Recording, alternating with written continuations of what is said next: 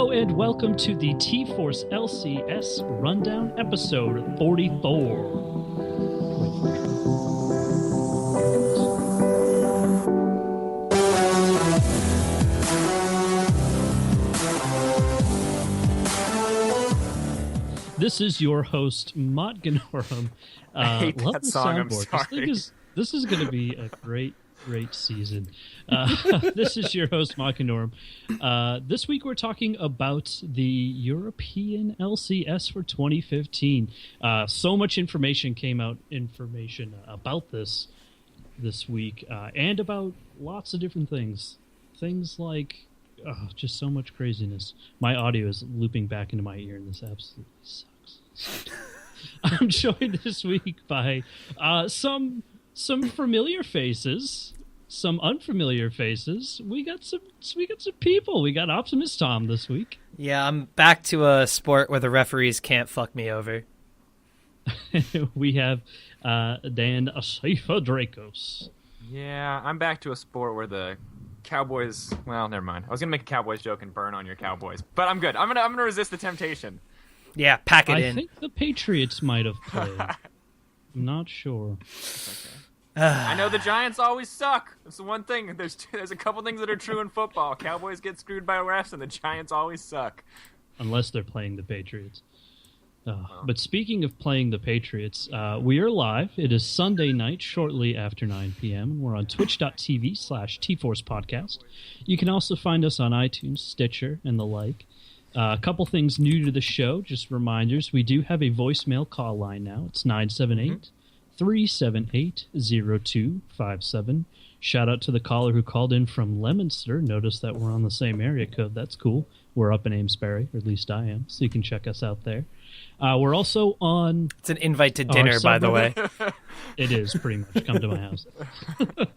Hang out with me.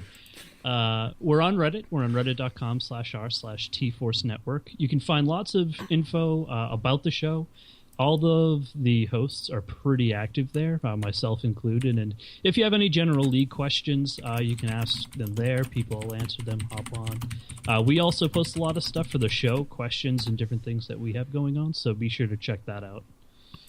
We also are now on Twitter. We have our own free Twitter account, twitter.com/LCS Rundown. So let's hop right into the discussion. Free Twitter account? Does someone It is a free pays Twitter for account. a Twitter account? Well, Is it a paid Twitter subscription service? Yeah, Twitter Turbo? It's out there, man. Subscribe for promoting $5 a month to T-Force Podcast. that's how some Turbo. people get a lot of their followers. That's the Twitter that the rest of us don't tell you guys about. It's for our social media elite. Twitter Greg After If Dark. Greg was here, you'd know. Twitter After Dark. So we got some exciting things coming up in the upcoming weeks. Again, the LCS starts January 22nd. Super exciting. We're going to be talking about the format this week. And then next week, we're going to be talking about North America, which is going to be really exciting. And then we're going to be right back into the LCS. That week after, we're going to have games to talk about, which is great. Another thing to look forward to in the coming weeks, we will be doing, again this year, the proper versus Rundown Fantasy League. May also, just to make it more interesting, because last year kind of got boring after a while, we may be doing a maybe if you fan didn't versus win. Rundown League. Listen, we lost because of a technicality, and the technicality is called Wrecker. So Yeah, well, I'm here this mixed year, with- and I care slightly more than Wrecker about NA. I think you can't do once you go out with it, you can't do anything. We need to make up some fun rules. I don't know.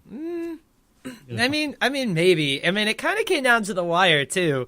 I wound up winning because my team was awesome and nobody drafted anybody from EU, which was a huge mistake. And then we even it was a lot of fun last year because it was something that gave the podcast bicker back and forth about. Now with the subreddit, it'll be a lot of fun too because we could keep track of stuff on the subreddit, which would be pretty cool. But Yeah, it was just a lot of fun. We wound up having a 1v1 tournament because of it, too, where I proved that Pwn still sucks at this game and beat him. The pride of the EU, I remember that now. We got the Aatrox skill. Pwn died mid-reckless swing animation to the Aatrox Dark Flight. For those of you who didn't see those games, just watch the game 3. The rest of it's like just a horrible mess of East Coast ping and watching people miss skill shots. But that last game is really good, like really, really good. Oh, that's awesome. I don't even think I watched that one. I think I watched one of the games and that was it. Oh, no, that was the one you had to watch because there's no way I should have won that at all. All right, well, let's get right down into the league news. Lots and lots of stuff to go over. There was lots of news that came out of the North American scene this week. We're going to touch upon some of those points, but we're going to leave the majority of it actually till next week when we're discussing the North American region.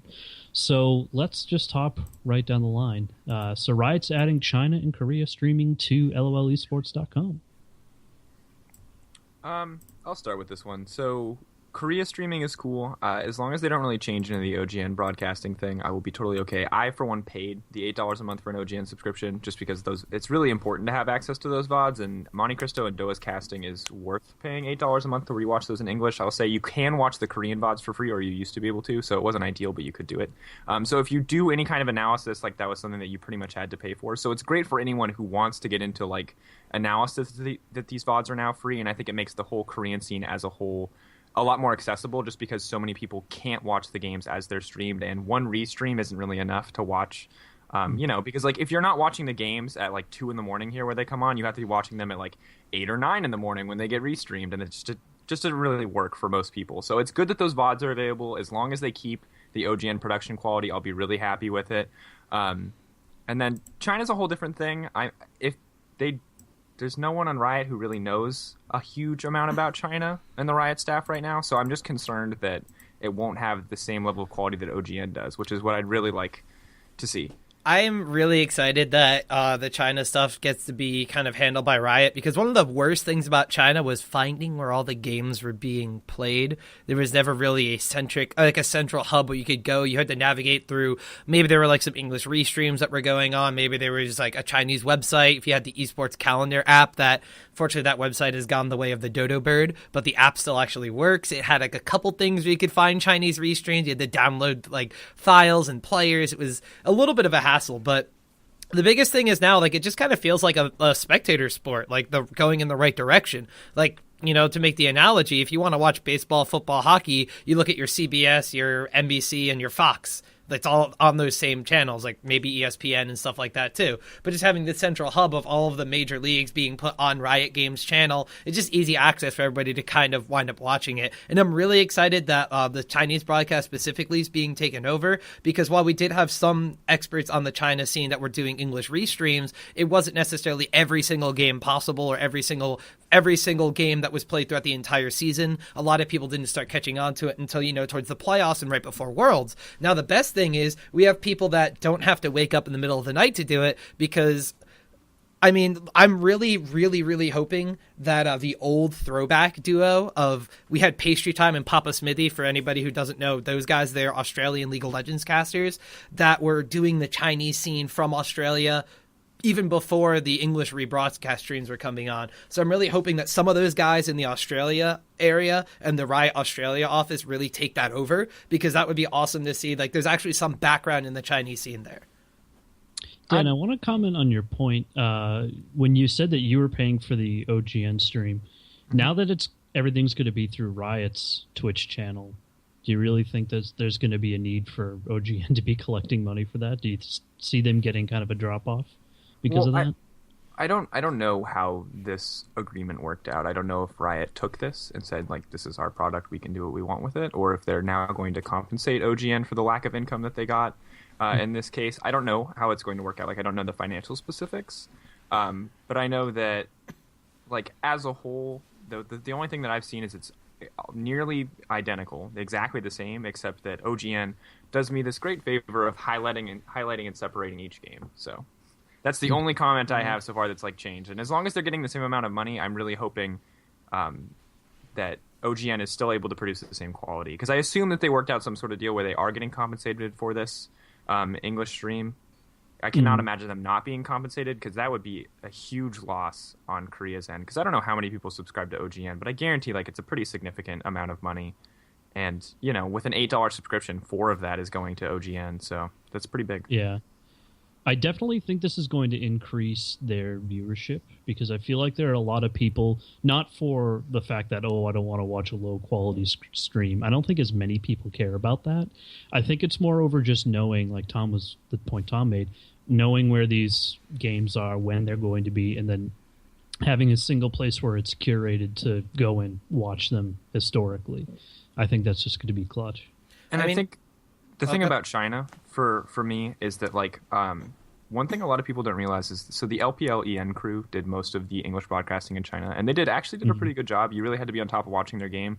But to people watching it, they'd see like these low quality streams and be like, man, why is this so low quality? We want to upgrade it. Like, people don't really understand, like, that's China. That is Chinese streaming in a nutshell. That is like our access as Americans to Chinese streaming. That is how it works.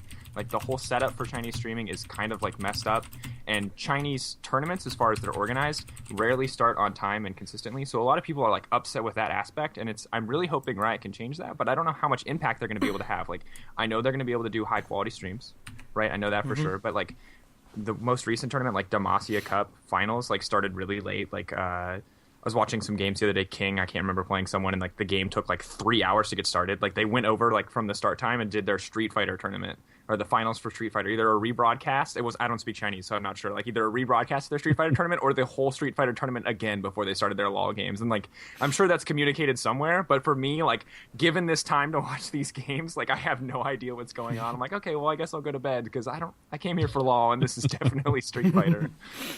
I think one of the cool aspects about just having everything in one place is the fact that now, like, the Riot Games Twitch channel, this is something like even beyond League of Legends that like Twitch has been trying to do for a while. Like, now you go to the Riot Games League of Legends channel, and like, let's think about like a normal day. You'll have like, let's say you have like an EU game in the morning. I know EU and NA are not going to be on the same days, but I mean, in theory, you could have an EU game in the morning, an NA game in the afternoon, a Chinese game right after dinner, and a Korean game late at night. You have one channel that's constantly broadcasting high-level League of Legends, it's awesome. You can tune in any time and see a game. Personally, for me, I mean, it's going to be way more content than you could have even possibly gotten before, which is always a good thing. More than you can shake a Korean selfie stick at. Oh my gosh. Hey-o. We have those too, sadly. The thing I want to say is I would prefer if Riot did it as like, I don't know what the name is, where you have a group of channels under a single thing. Like a team or network. whatever? Yeah, or like whatever the thing Trinity is on Force Twitch. Podcast Network. Like the Trinity Force Podcast Network, where we have all those channels linked together. I would like to see it split up, just for the sake of clarity, like when going through and accessing replays. Because when Riot puts out VODs, which they're pretty darn diligent about, and they obviously have a good staff for, there's a lot of things in between games that are talked about that are relevant, that aren't necessarily put into those VODs, you know, or are and probably shouldn't be, just because it's like, I came here to watch this game. Why is there this like 30-minute interview tacked on at the front of the game? So for organization purposes, I would prefer if they split it up to like KR, EU, NA for streaming. But I understand why they wouldn't do that, just because they want to have a single channel with like the most possible hits on it and just make it like one central hub. Cool. Well, I think that pretty much covers all of that. Let's move into just a couple of really quick points on some minor announcements from teams. A couple of team changes out here. Obviously, we've talked about this plenty, but Curse has been officially acquired by Liquid. There's been all sorts of website and subreddits created for that. So if you didn't know it, 2 years too late. Curse is Liquid. Yeah. My understanding is Curse got, so Steve, the owner of Curse, got half of Liquid, half of the entirety of Liquid for that deal. Yeah. If you guys out there are not familiar with Team Liquid, they were probably the largest, like the number one source of esports content dating back to early 2000s of the original StarCraft Brood War coverage. They grew a very large StarCraft Brood War, StarCraft 2, Dota 2, League of Legends. All this content was on their website. They branched out into pro teams a little bit in like around the release of StarCraft 2. They picked up Korean players. They picked up a Dota team. They picked up Smash Brothers players. But there was always like this stigma of not wanting to pick up a League of Legends team until now. And unfortunately, it cost them 50% of everything they've ever done for the past 15 years. So great deal from Steve. He came out on top. I'm just for those of you who haven't seen it, Thorn put out a good video that like summarizes Team Liquid's history. I don't always like Thorn's videos, but this one is actually pretty accurate. And the ending of the video is pretty much just like a get wrecked, Liquid. Like you had to give up 50% of your business because you made a shitty decision. So, I feel like, though, if you're going to try to get into League of Legends, I think Curse was kind of prime material to pick up. And, I mean, you're getting a well-seeded team. With that's Koreans. Got a good... Yeah, well, how well did that do for most of the teams in North America? we can go into that next week. Got because I could definitely have a lot of commentary on that. It's got a huge fan base already, and, I think they're really poised to do well. I feel a lot better about them now that it's not Curse, which is such a stupid way to be, but I'm going to be that way. And I can direct all of my angsty anger to Team Gravity, which is formerly known as Curse Academy. I mean, I'm all for the fact that Curse Academy got sold and somebody's really passionate about picking up the team, but Gravity? What you I think we should have kept it. It was Curse a great Academy movie with no Curse anywhere in the like anywhere in the League of Legends scene. Just still Curse Academy. Like just... You should have. I mean, like, all right. So Curse became Team Liquid, and this is epic and awesome and amazing. You're like, man, where's like Saint Vicious going to go? Where's Cop going to go? And they go to Team Gravity, which, I mean, like, I'm happy for them. I'm just really was hoping that they would like become something like Team Epic name or but to be fair, I mean, if Gravity had been the website where all of this esport content had been published for the last 15-20 years, and then someone had made a team called Liquid, you'd be like, what the hell is the name Liquid? Like, that is such a garbage name. True. It's very, very true. But well, I mean, it did end up with a badass name. Evil Geniuses becomes Team Winter Fox. No, they will not be called Team Winter Fox. They will not be Winter Fox Gaming. They will not be the artist formerly known as the Evil Geniuses. Because that name is so epic, they deserve a title. They are now henceforth known. I will be coining this right now. They are House Winter Fox. That is their official name. I see. Winter Fox for me is so funny because it's like it feels like half Game of Thrones, half Metal Gear Solid. Like that's what it feels like to me. Exactly. So it's a really weird like name, Smash admittedly, Brothers skin. like totally out of the spectrum of team names in the past. Right? They're always like something like Winter Fox is very not a League of Legends team. I mean, we've got Cloud9, we've got Counter Logic Gaming, we've got Dignitas. Like, Winter Fox is weird by the spectrum, but it's cool, and I'm excited to see what happens with the team. How awesome is it going to be when you, like, on the LCS rundown, we can be like, and Pullbelter, Slayer of mid lanes, Captain of House Winter Fox, leads his team into battle on the Rift. You're gonna say that. Yes, every week! Say that every week! Yeah. I think what it's actually going to be is how Winterfell and how Stark really did go, which is slaughtered mercifully throughout the series of, 4 or 5 books now? Well, they have like 9 weeks, spoilers. 10 weeks of this season. Welcome to spoilers. I mean, for anyone who's ever watched anything Game of Thrones related, people dying is not surprising, though. So, and we didn't list specific names. Right. So in other news, we have kind of an interesting note. I mean, depending on how you feel about it, it could be a news topic, not a news topic. Really, really quick, though, we do have one more team name change, which is going to be relevant to the show, because Alliance is no longer Alliance, and they are Elements, not the former Curse Gaming support. They are just Elements with an S, not a Z. And if you look at Skara's Twitter picture, it is hilariously awesome what he's done with their team logo. See, I thought you were going to go for I thought you were going from like a Spectrum to an Elements weird team logo transition, but it fell short. It's not even on the document. That news slipped my view this week. So that's kind of cool. We got Liquid, we've got Elements, we've got Gravity. I feel like we're playing that game Alchemy. And just the tip. I mean, Team Impulse. Oh my god. Oh boy. So getting back to the news that I don't even have to hold on. Before we continue, do you think any caster is going to get away with saying, they gave just the tip when they should have just gone deep? You think anyone's going to get to say that? Yeah. They got away with little balls for a while. I'm pretty sure Rivington's going to be dropping one of those. Oh my god. Balls is going deep. Speaking of balls, perfectly. Crepo signs on to Cloud9 as a streamer. Now, when I first saw that Crepo signed on for Cloud9, I didn't even bother looking at the Reddit comments. I went straight to the Facebook post. It's just a streaming position. It's pretty much nothing. It's just him collecting money for the split. He's going to be doing it from Europe, as I understand. So he's kind of out of the NA LCS mindset. In his Facebook post, he did talk about wanting to see how the EU LCS was going to pan out before making his way back in. He got plenty of offers for coaching, players, being streamers. He took Cloud9. They probably offered him the most money. What do you guys think about this? I think it's great because Crepo kind of says in his post, he had offers from teams. He was thinking about playing again. You know, he knows that eventually he's going to wind up having to become a caster. And I think this is actually really good practice for himself. He still gets to play in high tier solo queue. He still gets to mess around with scrimming with teams and maybe practicing like on a professional level again. I know he still has the drive to want to do that kind of stuff. But in the meantime, rather than just sitting around and waiting for a team to need a sub for a week and transition into like a player role again, he's kind of transforming himself. He has the mindset of eventually I'm going to have to stop doing this, and eventually I'm probably going to become a caster or work for the company or some sort of deal like that.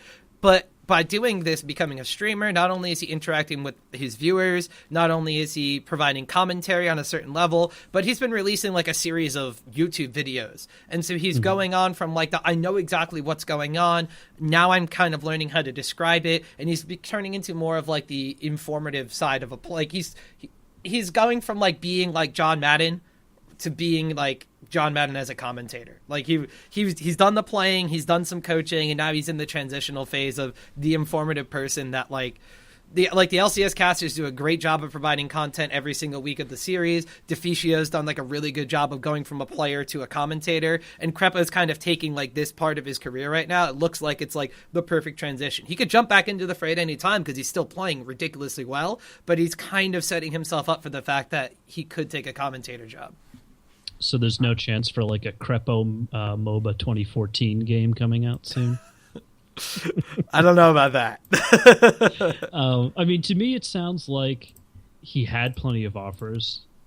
And I think you can, from the tone, it sounds like you can almost negate any North American offer. It sounded like he did want to go home.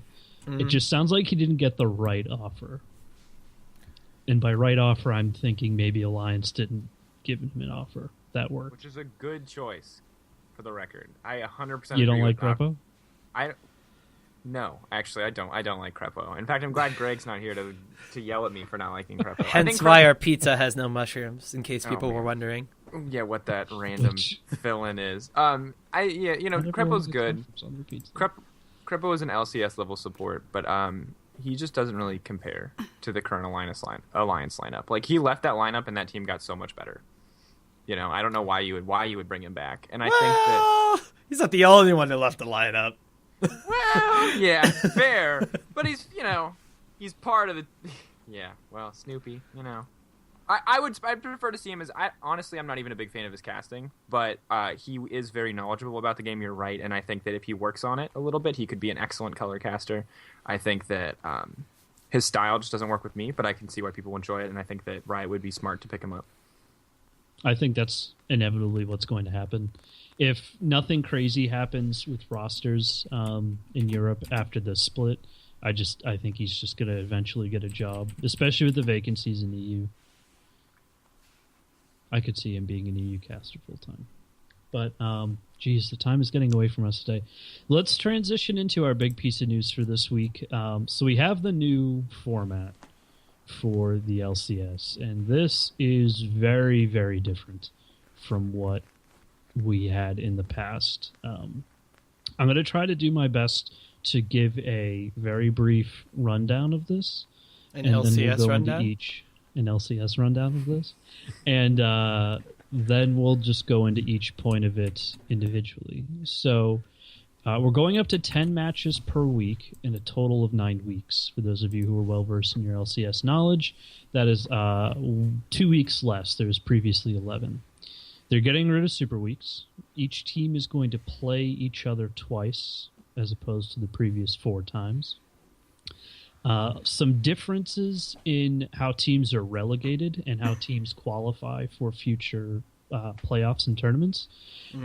So the 10th place team, because remember now there are 10 teams as opposed to 8, the 10th place team is automatically relegated and replaced by the first place challenger team. The 8th and 9th place teams face the 2nd and 3rd place respectively, or how they choose, I suppose. Playoffs take place in April. We have dates for that.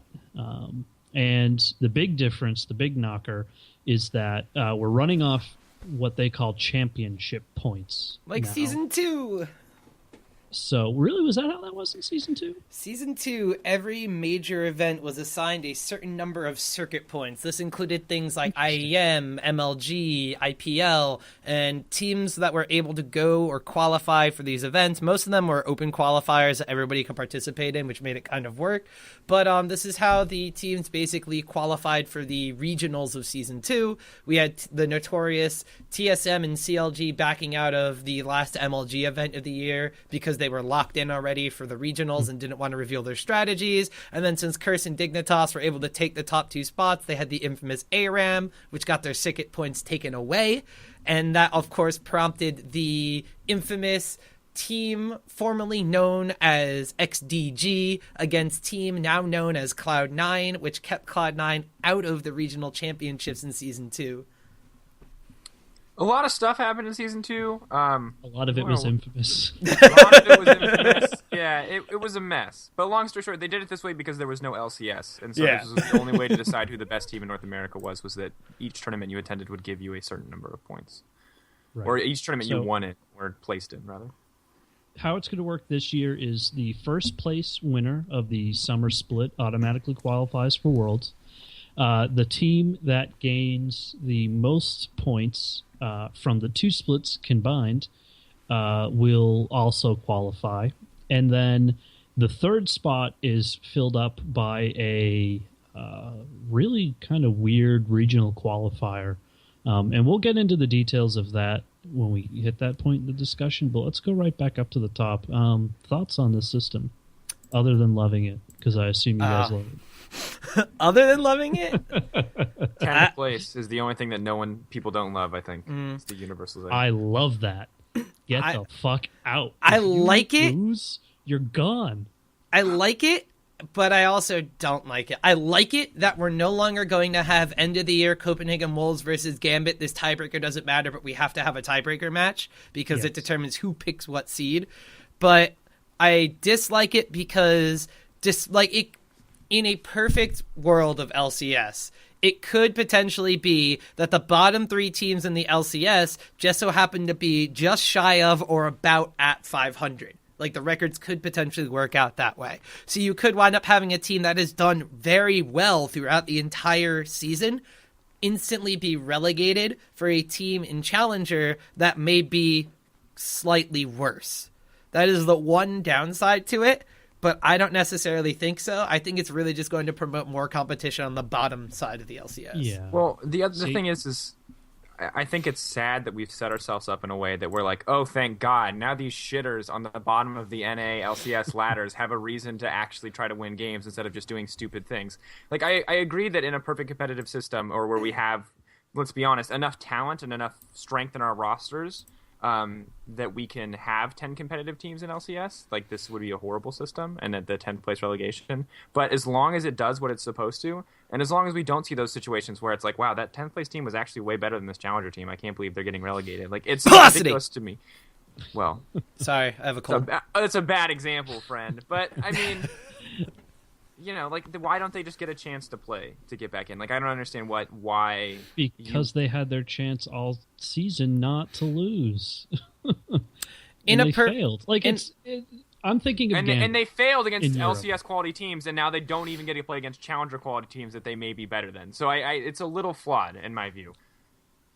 Like, I think you it lost makes to it much LCS more teams, you're gonna lose to challenger teams too. Get out of here! Like, Or- you're no good. Or, I mean, the one thing that really worries me is the fact that the big difference between 10th place LCS and first place Challenger is getting the money that Riot gives you for being an LCS team is the big difference right there.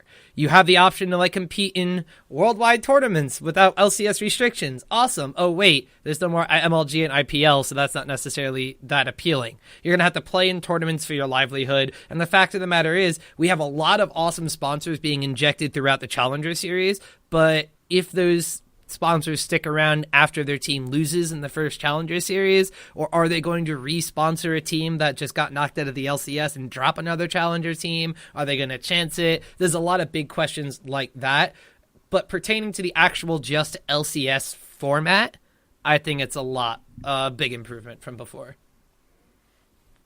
Yeah, I mean, I can see it both ways. I'm personally very excited about it. I like that 8th and 9th place still have to fight for their spot. 7th place, we're going to kind of go up the tiers here. 7th place kind of gets, I don't want to say gets it easy, but they don't have to do anything. They don't have to fight for their spot against a challenger team. They also don't get to play in the regional qualifier at all, if I read that properly. The way that the regional qualifier is going to work is the number 2 to 5 teams face off against each other. 4th plays 5th. That winner plays 3rd. That winner plays 2nd. And the winner of that game goes to Worlds. It's like Korea. So it's kind of, it's a gauntlet. It's the gauntlet. King of the Hill. Really like that 4th or 5th place team that ends up winning, if they're going to go all the way, they have to fight through everybody to get there. And that's hey, man, crazy to me. SK Telecom did it. Anybody can do it.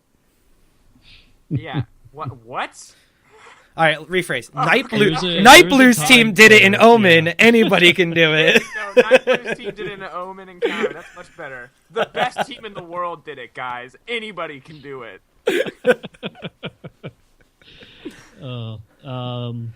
So let's see, what else do we got out of this? No Super Weeks. I really like that. Yes, I like a much more consistent schedule because those were really hard to cover. And it was even worse when covering it meant had to cover, and I'm going to go back to the auto qualifiers, when it covered those bottom tier teams. It just kind of sucked. Now, refresh my memory because I don't actually know. With the championship points, are points allotted per game, or is it just you get points based off of your performance throughout the whole season? It's final standings at the end of the spring split and at the end of the summer Okay. split. First place, Got it. First place in the summer split is automatically guaranteed a spot in Worlds, and then the person with the point total is guaranteed that second seed, I think. Or I don't know what the seeds are, actually, but I know that they're guaranteed a spot. I don't know if they're first seed or second seed for having more points. I think they're second seed, and then the winner of the regional takes third.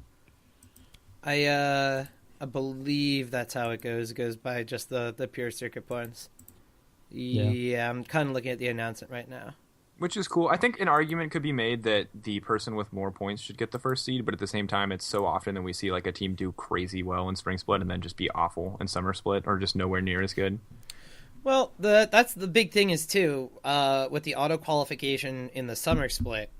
That also leads to the fact that because one of those challenger teams, like, for instance, let's put this in perspective. If this rule is allowed in Season 3, Cloud9, if they did not finish first in the NALCS, may not have gone to Worlds because they may not have had as many circuit points as somebody who got 3rd place, 4th place in like spring and summer split. Like they could have not gone to Worlds over Curse because Curse finished 3rd, 4th place both of those splits and therefore had more points. So by allowing an auto qualification in the summer, it lets one of those challenger teams that didn't play the first split have a clear path to Worlds rather than being at the bottom of the barrel, having to fight through a gauntlet and still maybe not qualifying despite giving it their all. I agree with the auto qualification. Actually. You're right, because we do not so often, but very, very rarely in NA, pretty much exclusively Cloud9, I guess, we see a challenger team come in and just dominate the scene, right? Or LMQ. My thing was, should the person who gets more points at the end be the first seed versus the second seed? So just a little thing there. Oh. Not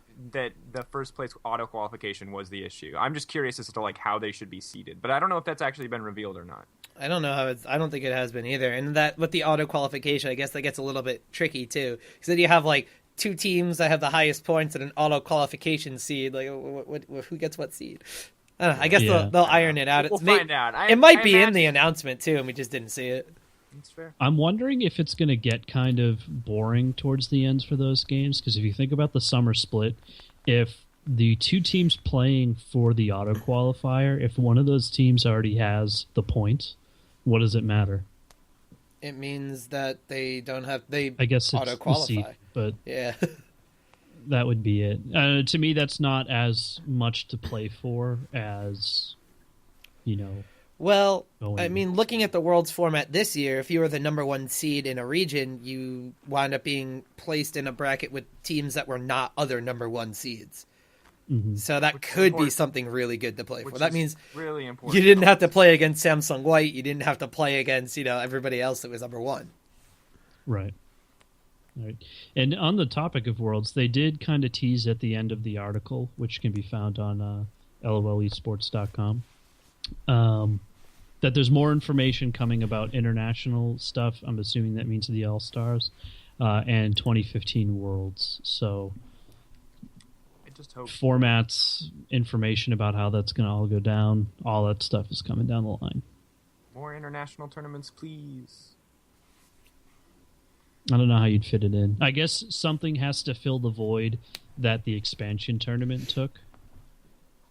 Maybe they'll put in another post-Worlds All-Stars round 2. I don't want All-Stars. I want real competitive matches. I want to see people play each other. Like, the two best regions in the world right now are directly adjacent to each other and can scrim each other with decent ping. And we're all over here like, meh, we're gonna breed our own little meta and then hope to God it's gonna work at Worlds next year. And so I would like to see more international competition. I think it would be good for North America and Europe to be able to play on an international level more often. I think it would also make if you somehow attached it to the spring split more valuable. Not that this new point system isn't already making the spring split more valuable, but more value to the spring split I think is always going to be a good thing. I think the onus is definitely on the lower, I'm going to call them lower tier teams, but that's not really the way to phrase it, on the lower positioning teams to perform better, because you kind of have this bottom out spot where you really need to fight through if you want any chance to go forward. You got to get those points. I'm excited. I think this is going to be great.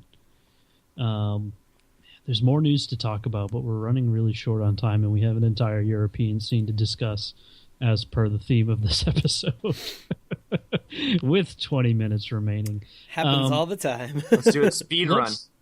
Yeah, let's awesome go games through, done quick. Let's go through the rosters really quick. And then we'll talk about the games, and I think that'll pretty much take us to the end.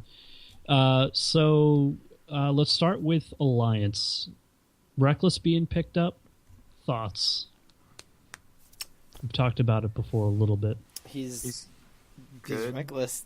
He's good. I mean, he's actually good at his role. Like, I don't really think it matters as long as you put him with a competent support and put him on a team that knows how to use him. He's always going to do good. Like, he's a good player.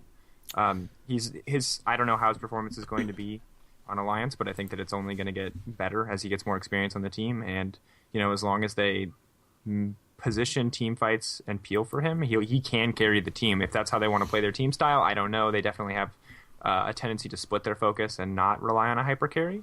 So we'll see if Reckless can fit into that. That's my big thing. I don't know. I kind of like during the off season, this is kind of like the making a marginal improvement over somebody, maybe for more of a behavior issue than like an in-game performance issue. Judging by their performance at IEM, they may not have been the most gelled roster, but Reckless definitely still pulled his weight. He still looked like the Reckless that was playing for Fnatic, and I mean, you're going to combine him with the EU super team, which is now known as Elements. I mean, it doesn't seem like a bad thing whatsoever. I mean, I think you just have to say that Elements going into the spring split now of 2015 season for EU LCS, they won last split. They upgraded their AD carry. I mean, it looks like they're probably going to win this split again. I don't know what else to expect. Unicorns of love. Unicorns of Devourer enchantment. The power of evil. Come on. We'll see about Good that. segue. Good segue into Fnatic. For something completely different. Are we going with the Unicorns of Love or Power of Evil segue? more like we were gonna go to Fnatic, and then we brought up Unicorns of Love, and now we're just gonna go to Fnatic anyway. Let's talk about the rumors of Fnatic with the potential offer to Febivin that he wound up taking, which now has also left H2K in a precarious position because Fnatic's roster is now a little bit different. They only have Yellowstar from the last roster. They have Huni, who was a Korean top laner who, if I have my information correct, and I could be wrong because there's not a lot of information out there on him, was a Samsung understudy who was not old enough to compete in competitive tournaments in Korea while he was part of the Samsung roster. Also, of course, they had the Samsung top laners that went to Worlds and performed very, very well there. So he was kind of like the Samsung understudy. No competitive experience that I am knowledgeable of, but he's their top laner. Rainover, who is a veteran of the Korean scene, member of IM2, Incredible Miracle 2, since their inception in March of 2013. Bounced between the IM1 and IM2 rosters a little bit, was consistent, never really stood out, but is just a solid Korean jungler, so why not pick up another Korean? Febivin in the mid lane, taken from H2K, and then Steelback, who is a French AD carry, to pair with their French support in Yellowstar. He's shown very good success in challenger tournaments recently, but he has no main stage experience, so to speak of. Yeah, so my big thing about this is the mid laner pickup I very much approve of. As long as he has experience, I think it'll be fine for them. I know we're going to get to Ryu in a second here. And you mean the bicycle Korean of Europe? He just gets rode by everybody. I assume that was you who wrote that joke in our notes then, because it's literally everywhere his name shows up. Ryu, a.k.a. the bicycle Korean of Europe, because everybody gets a ride. All right, well... All right, I like the mid laner. I'm excited to see rain over. Oh my god. Top laner is a bad choice.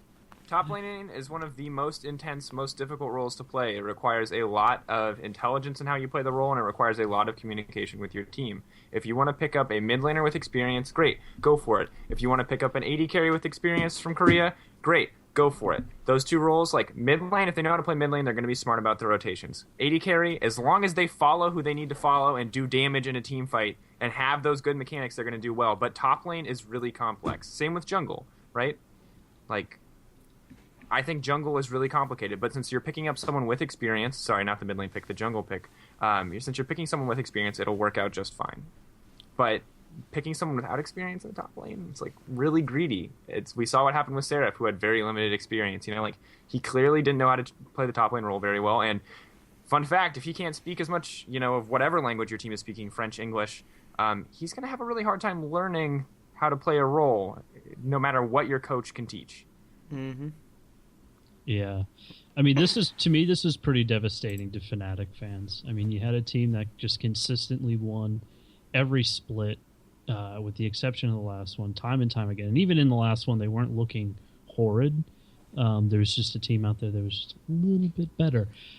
And now you've got nothing. You've got Yellowstar, which was your original. You're back. You're pretty much a brand new team. You might as well be a brand new team. The Yellowstar retirement home is what I'm calling this roster. It's like one more season that Yellowstar can play before he leaves the competitive scene, like where he gets to be the best. Everyone else in this team is going to underperform, but man, Yellowstar is going to do some work. Going to look real good. I have high hopes for Febivin. Maybe we could talk about it a little bit more when we get to H2K, but I think Febivin is going to be like Fnatic putting their eggs in the Febivin basket. They're trying to. I think he needs to become the next Xpeke. Maybe not as good looking, but the next Xpeke, like talent wise. That's a very tall order, just to be that person. All right, so for time we'll move on. We'll just go right in order here. We'll save the best for last, as I'm sure we'll have plenty to say about Unicorns of Love. Copenhagen Wolves. Not really too much different. We have Woolite instead of Freeze. Freeze instead of Woolite. Woolite went back to his Polish roots and joined Rocket over the off season. That's right. Can't even read my own notes. I think the big thing with Copenhagen Wolves is there's a story with the Copenhagen Wolves that was told over mainly Unlimited's Twitter account during the off season. It was very early on in the off season too, so a lot of people may not have exactly known too much about it. But the Copenhagen Wolves, all their players had their contracts expire at the end of the last season, and they were not, renewed before the Challenger Series started for the expansion tournament. So the Copenhagen Wolves roster made a ranked 5s team called the Unlucky Rejects and qualified for the Challenger Series. The Copenhagen Wolves, either realizing that they wanted to keep their team or realizing that they couldn't sponsor another team in enough time, picked them back up. So the Copenhagen Wolves roster is relatively the same now. But the big thing is how does that play into your mentality, especially with the Copenhagen Wolves? They came into with originally in season 4 when they had Forgiven on the roster. They came in as one of the most hyped up challenger teams. They lost out in the playoffs, wound up having to go into the relegation matches, and then had a disappointing next split. Now, on top of that disappointing next split where you lose the tiebreaker match to Gambit, you wind up rallying to go through the expansion tournament in pretty decent fashion. I believe it was a 3-0 or maybe a 3-1 in their favor. But then you wind up getting into the offseason and your management almost got rid of you. What's the mental toll? Is it a motivation killer, or is it the complete opposite? And this is the fire lit under their asses. Now Copenhagen Wolves are going to come out of the gate swinging. That's what I'm looking to see. I can see it as being kind of maybe a major deterrent in their minds, because let's say this season doesn't start out for them super well and they're getting pressure from their organization. Knowing that they can just get back into the Challenger Series that they did it once might just kind of make them, make the fire die down a little bit. But I don't know.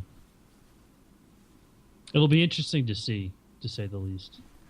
I don't know. I don't expect much from the Copenhagen Wolves, honestly. Yeah, I think they're in that kind of position where they're not having much expected of them. But looking at the lineup, Freeze, he's a little bit on and off. He gets into a team environment. He does decently, but when they get onto the stage, he might not necessarily perform every single time when he's in front of a camera. The rest of the roster from Copenhagen Wolves, they've kind of strung together for a while and they started to slowly level up. I still think that Airwax is a very, very solid jungler. I think Soren, now that he's had more time to meld with his teammates and mesh, I think that he's going to be okay. Unlimited and Youngbuck might not necessarily be the strongest players, but they're the brains of the team and the shot calling for the team. Youngbuck's kind of, he's team dad, he's the captain. I think that they might be able to rally against some of their weaknesses, but I'm not expecting much. If they become a middle-of-the-pack team, I think that's kind of where they belong. But EU is shaping up to be a pretty rough region this split, too, just in terms of how many good teams are there. Well, I guess that brings in the question of whether this team is a good team or not. Gambit Gaming. Oh, man.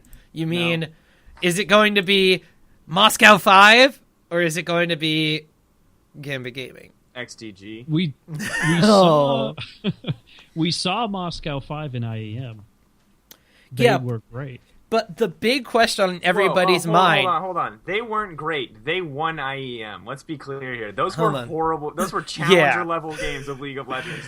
Just because CLG sucked does not mean that they played well. Those were bad games. All right. So if you look at the last split, and you said, wow, that was Gambit Gaming back then, and this was Gambit Gaming then, that old Gambit Gaming would have fucking lost those games every single time. We did not go into a single match with Gambit Gaming in the summer split, last split, saying Gambit might win this one. It was always, well, Gambit's going to lose that one, so let's not even talk about it. I don't think we talked about one Gambit game. We talked about we talked about the possibility of a Gambit Copenhagen Wolves tiebreaker, but that was the tiebreaker for last place. The infinite series of tiebreakers that could have gone. Now we won't. If we don't talk about Gambit, they'll just disappear instead of having to play against teams to requalify for the LCS, which will be magical because then I can ignore them completely. They'll drop out of the LCS and disband, and it'll be like they never exist. It'll be Gambit. Great. I think they would shatter first. Gambit gets the title of being. Gambit gets the title of being best worst team that was at IEM. Actually, Yeah, they get the title of best worst team, and worst team I think still goes to Dignitas. Because Dignitas had their full roster at that tournament, and they still got crushed by Gambit.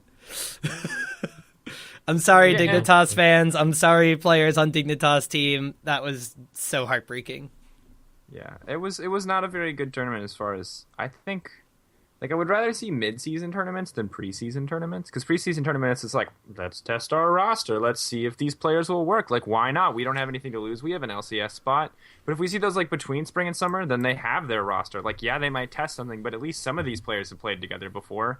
You know, at least we don't have like two completely new random players to bring onto the team, and we get to watch them just be bad. I kind of, well, not them being bad, but I kind of like watching that because it gets me hyped out about the season coming up. You know, if they're willing to go in there and throw crazy combinations or test out new things, I'm all for that.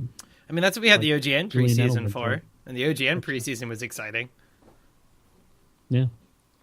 Yeah. So, I mean, Gambit's going to be interesting to see what happens with them. I'm not expecting much. But I'm expecting them to finish right above the Copenhagen Wolves.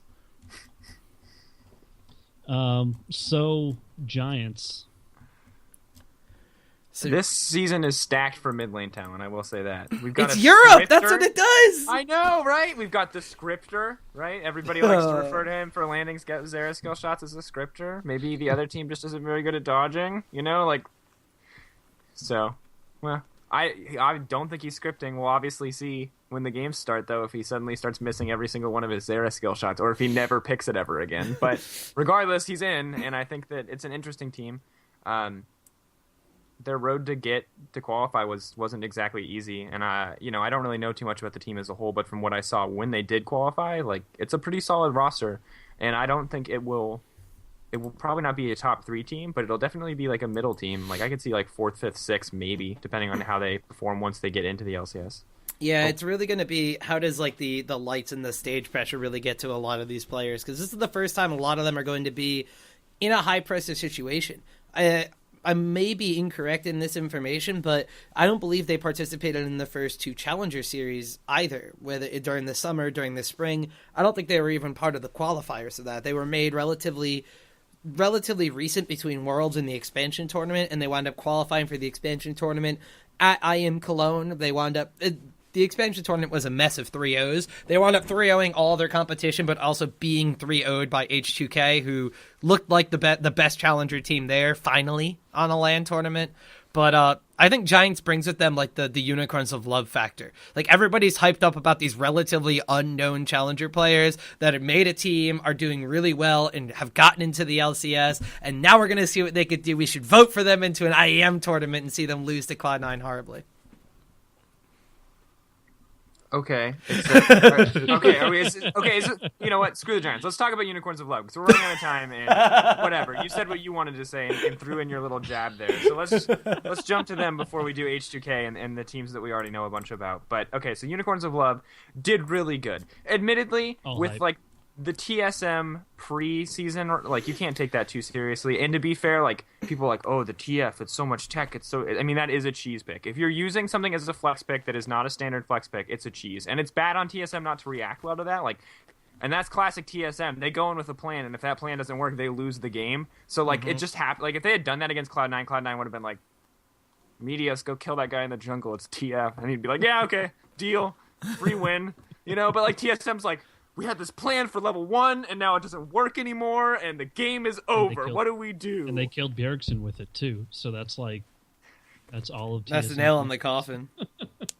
So I think it just shows TSM's lack of flexibility. So I don't think that's a testament to Unicorns of Love being amazing, but they do look good. And Power of Evil is a very good mid laner. Not that EU isn't totally stacked. Like, we've talked about this already. Like, pretty much every mid laner is good. But I'm excited for the team. We're going to see some Poppy top. No! No. Let me demonstrate hammer diplomacy. Valorant will know harmony. Poppy Watch 2015. Their defeat is non-negotiable. I hate you. I was gonna hold off on that until we got to Roccat, but we'll just throw it in now. I hate you so much for that. Unicorns of Love, Probably going to be better than Copenhagen Wolves, Gambit, and Giants. Not expecting them to be top 3. I don't know. The sad thing to me, though, is I think that the majority of Unicorns of Love fans will be fine with that. I think the majority of Unicorns of Love fans will be fine if they get to see a pink unicorn on their LCS broadcast screen every week. If the hoodies weren't so expensive, I would buy one. I'm gonna try to make a deal where every time I mention them in a show, I get $1 off a hoodie, so that by the end of this season, I will get a free Unicorns of Love hoodie, and it'll just work out. It's my new plan. Do they have nice hoodies? They have a storefront. They have a storefront, and they have like really cheap generic hoodies with the great Unicorns of Love logo, and that's really all I want. Because I work at a coffee shop, and when people come in and they're like, "What the hell is that?" and you get to go, and you just don't even have to tell them because it's such a great T-shirt. It doesn't need to be about League of Legends. Unicorn of Love. Trying to see how much those T-shirts are now. A little bit too much. The big thing here will be to see if Unicorns of Love live up to the big hype that they have, or if they just end up sucking. I can see them sucking really bad. I don't think they're going to suck. I don't think they're going to disappoint. I think they have an upset factor to them. I think that if IEM is a testament to them being able to prepare a cheesy or a one-of strategy in a best-of-one LCS format, it's going to be paying off extremely well for them. The big question I have for me is Kikis in the jungle. He's a very good jungler. He's been a player for a very long time, even though he's still fairly young. But at IEM, it looked like he was a very patch-dependent player. Devourer was a very powerful jungle enchantment on 420 and at IEM San Jose. It made the TF jungle tick, and when they banned out his other junglers, he went to Xinjiao, he went for Devourer enchantment the entire tournament, and teams like Cloud9 were able to counteract that jungle playstyle. Now, the big thing is going to be, Devourer is not that good, Kikis is probably going to adapt, but if he gets banned out, does he default to something that doesn't work? Big question for me. Is the current patches, and I don't know what the next patch is going to hold, is that like the jungle pool for viable junglers is super limited. Like top tier is Jarvan and Lee Sin, and everything other than that is like awkward as hell. Like Kha'Zix, Rengar, Nunu are all like vaguely acceptable picks depending on what region you're in. I like Vi. Vi's solid. Vi is okay too. But if you're not playing Jarvan or Lee Sin, like your pool isn't great. Like your impact as a jungler is pretty lackluster. I think that's about it for the Unicorns of Fuck Poppy. Yeah. Oh my God. We're running super low on time, so we're just going to go sprint mode through a lot of this. H2K. H2K, I thought they were going to be great, and then they lost Febivin. Now they have Ryu, the Korean bicycle of Europe, in the mid lane. They're going to be taking him for a ride. I don't know how this is going to work. I was really excited for H2K. I was really excited for Voidal to be back in the LCS. But the big thing was when H2K faltered, they could fall back on Febivin, and Febivin would carry them through a rough patch in the game, and then the team would kind of kick back in. They still have Udwamne, they still have Yarnan, they still have a solid lineup, but I always thought of H2K as they were like Fnatic, like the Fnatic roster, where they seemed buddy, they worked well as a team, and then one person in the mid lane or the AD carry role, in Fnatic's case, could carry them through a rough patch and they'd be able to pull out a game and wind up winning it. Now, without that cornerstone in the mid lane, I don't know what to think of H2K. Great. Next. Meet Your Makers. Formerly known as Super Hot Crew. No Last Shadow. I've talked about Last Shadow a lot on the show. I think that he's a good coach. Don't know if he has good relationships with the team. One of the big things about them bringing in a Korean jungler is that it's hard to communicate with him. Last Shadow spoke Korean, could communicate to him what he needed to do, what his role on the team was. They don't have that anymore. Don't know how good Horo's English is. Don't know how that's going to work out. Overall, the team's a bit of a mystery. Got some new players. Don't expect a ton from them, but, curious to see how they do, I guess, overall. Also, I'm really interested. SK Gaming.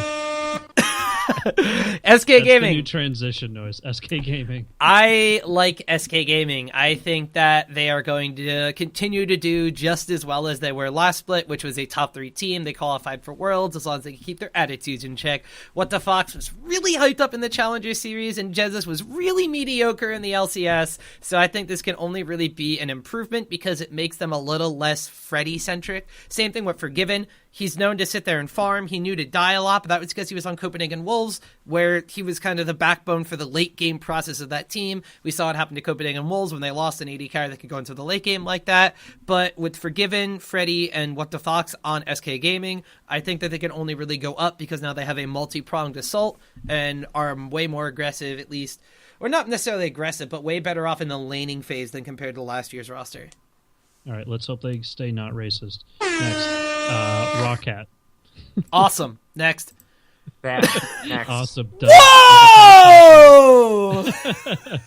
Don't whoa me. You know mid. they're bad. I know you love them, but Light. you don't think they're good. Middle of the pack, and you know it. They'll never. Number 4.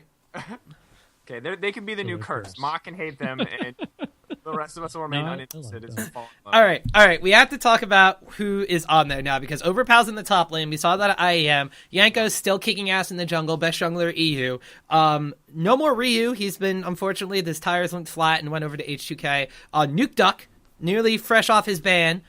I'm not impressed with Nuke Duck. I think he's solid. I don't think he's a really big step up from anybody else in Europe's mid lane. I think he's like kind of middle of the pack towards top side of mid laners in Europe. We'll see how he adjusts. He's also the only non-Polish speaker to my knowledge on the team. Woolite over Selavar, big improvement I think. Vander is still Vander. I expect Rocket to do pretty much what they did last year, which is disappoint me in the playoffs. All right. Okay, I agree with that. That's a fair analysis. Okay. We're going to sprint session through the upcoming schedule, and I'm just going to take down your guys' predictions. Now, one thing we're going to do this season, we're going to do this again this season where we take everybody on the show's prediction, and we're going to rate it, and we'll do our own points at the end of the split and see how we all did. But I'm going to give week 1 to you, Optimus Tom, and I'm going to give, or day 1 rather, I'm going to give day 2 to you, Dan. So, Tom, top of the list, Alliance versus Fnatic. Elements versus Fnatic. Elements against the new Fnatic roster. Fnatic roster has been scrimming since end of December, early January. Elements. Giants versus Meet Your Maker. Giants, hype as fuck. New blood from the Challenger team. MYM, a.k.a. Super Hot Crew, disappointed me all the time. Upset Giants. Copenhagen Wolves, H2K. H2K have a bicycle in the mid lane, and Copenhagen Wolves barely have legs to stand on. H2K. Rockhat or Rockhat? Rocket. Gambit or UOL? It's Rocket versus SK, and SK is going to beat them probably. Gambit against Unicorns of Love. Unicorns of Love. Don't I even think about hate it. you, Sifa. I know, but you know I'm right. Like, Unicorns I know of Vivasachi's Love. a piece Wait. of crap for playing Toppy, but come on. If Unicorns of Love do not pick Poppy, they will beat Gambit. God damn it, Mott! We don't have time for more than 2 sentences so we can play the whole damn Poppy Watch song. All right. All right. Day 2, Meet Your Makers versus SK, Dan. Meet Your Makers is probably going to be really bad. I hope not, but SK is going to win easily. Giants versus Copenhagen Wolves. Copenhagen Wolves are bad. We said it. They're probably going to get 10th place and drop out. So Whoa! You said Gambit was. Damn it. Can't they both Ninth get 10th? place. All right. They could still lose to a challenger team. What? They're bad. They're going to lose. End of the day. Giants. Rockhat versus Gambit. Rockhat's going to win, believe it or not. Despite the fact that we've been praising Gambit this whole weekend. Or this whole show. Fnatic versus H2K. This one's actually really hard. I'm not sure. The Fnatic lineup is a big question. I think the H2K lineup is much more consistent. And depending on how Ryu does day 1, we may see H2K come out on top. I'm going to give it to H2K because I like Rio, despite the fact that he sucked last time he played. Unicorns of Love versus Elements. Unicorns of Love won last time. Why wouldn't they win this time? Or no, they didn't. No, They should have won. They didn't play each other. Yeah, They oh didn't well. play each other. Well, I'm gonna Right. give it to him anyway. Unicorns of Love over Elements?